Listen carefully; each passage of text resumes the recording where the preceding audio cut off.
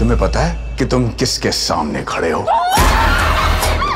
मैं कौन हूं, मैं क्या कर सकता हूं?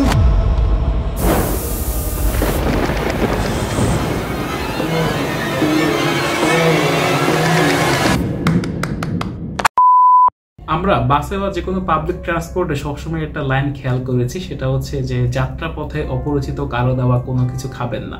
এই কথাটার যদি কোনো একটা সিনেম্যাটিক ভার্সন করা হতো, তাহলে যেই সিনেমাটা করা হতো সেই সিনেমার নাম শয়তান, যে সিনেমাটা রিসেন্টলি দেখলাম। এবং এই সিনেমার ট্রেলারটা দেখার পর থেকে মূলত সিনেমাটা দেখার আগ্রহ ছিল। সিনেমাটার ট্রেলার কাটটাও হয়েছিল খুব সুন্দর, এবং তার চেয়ে বড় কথা হচ্ছে যে এটা অজয় দেবগন প্রোডাকশনের সিনেমা। এবং অজয় দেবগন যখনই অন্য কোনো ইন্ডাস্ট্রি থেকে সিনেমা ইম্পোর্ট করেছে, রিমেক করেছে, সেটা দৃশ্যমী হোক বা শয়তান, তার সিনেমাগুলোর মধ্যে কিন্তু সবসময় একটা পোটেনশিয়াল ছিল, যেটাও মূলত এই সিনেমাটা দেখতে চাওয়ার একটা অন্যতম কারণ।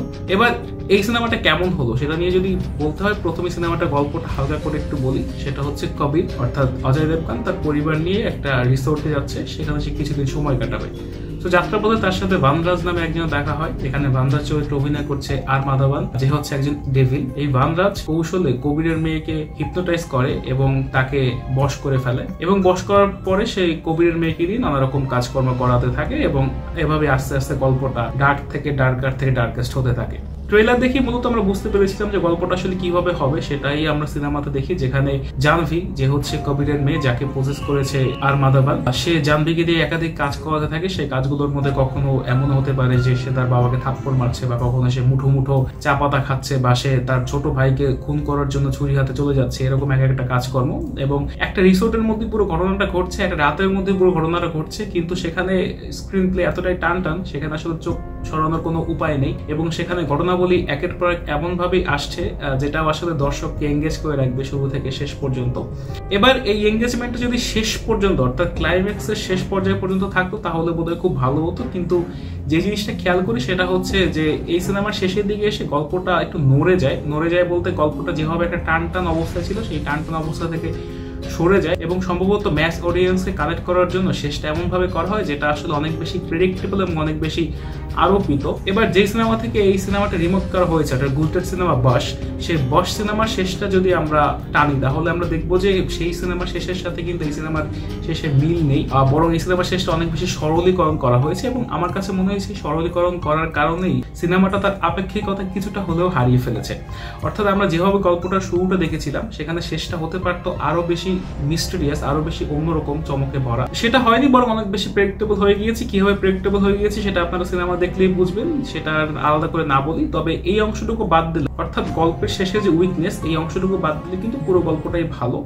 এবং এখানে যে বিষয়টা ভালো লাগার সেটা হচ্ছে এখানে যারা অভিনয় করেছে সবার অভিনয় খুব দুর্দান্ত। এখানে অজয় দেবগনের অভিনয় খুব ভালো হয়েছে, জ্যোতিকার অভিনয় ভালো হয়েছে, ছেলে মেজরিটি যেই দুটি মানুষ অভিনয় করলো তাদের অভিনয় ভালো, এবং সবচেয়ে ভালো অবশ্যই আর মাধবনের অভিনয়, যেটা আমরা ট্রেলারও দেখেছিলাম। এবং ট্রেলারে দেখার পর সিনেমাতেও কিন্তু সেই ধারাটা অক্ষুণ্ণ ছিল, অর্থাৎ সে শুরু থেকে শেষ পর্যন্ত তার ক্যারেক্টারটাকে বেশ ভালোই পুল অফ করেছে। এবং আর মাধবন অনেকদিন পর এরকম একটা শেরি রোলে দেখে বেশ ভালো লেগেছে। এই সিনেমার যে সাউন্ড ডিপার্টমেন্ট, এই ডিপার্টমেন্টটা বেশ সুন্দর, এবং এখানে যেভাবে হরর থ্রিলারের একটা মিস্টিক ভাইব নিয়ে আসা হয়েছে সাউন্ডের মাধ্যমে, বা কালার সেটিং এর মাধ্যমে, বা সেট ডিজাইনের মাধ্যমে, সেই বিষয়টিও বেশ সুন্দর ছিল। এবং এইখানে শেষের দিকে যে বার্তাটা দেওয়া হয়েছে সিনেমা, সেটাও বেশ ভালো, কিন্তু সেই বার্তা যেভাবে প্রেজেন্ট করা হয়েছে সেটা নিয়েই আটকে, সেটা হয়তো অন্যভাবে প্রেজেন্ট করা যেতে পারতো। যদি আমরা এটুকু বাদ দিই, অর্থাৎ গল্পের শেষাংশের বিষয়টা এবং হচ্ছে যে বার্তাটা দেওয়া হয়েছে সেই বার্তাটা দেওয়ার প্রসেসটা, এটুকু বাদ দিলে কিন্তু পুরো সিনেমাটি উপভোগ্য। অ্যাটলিস্ট আমার কাছে সিনেমাটার 80% ভালোই লেগেছে। ক্লাইম্যাক্স যদি একটু অন্যরকম হতো, আর একটু মিষ্টি হতো, তাহলে হয়তো আমি এটাকে ফুল মার্কসে দিতে পারতাম। সেটা পাচ্ছি না শুধুমাত্র শেষাংশের কারণেই। তো এই ছিল আজকে রিভিউ। দেখা হবে পরবর্তী কোনো ভিডিওতে। টিল দেন ভালো থাকুন, সুস্থ থাকুন, সাইনিং অফ।